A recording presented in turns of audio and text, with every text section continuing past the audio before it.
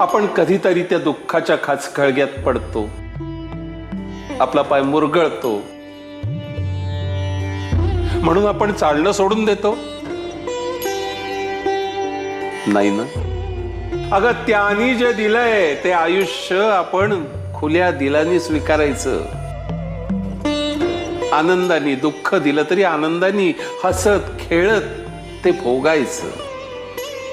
त्यांनी दिलेल्या अनुभवातून आपण आपलं आयुष्य घडवायचं. असं तावून सुलाखून आयुष्य सुंदर होतं. माझं चुकलं स्वामी, माझ्यामुळे सगळ्यांना त्रास झाला. मला माफ करा आणि आशीर्वाद द्या.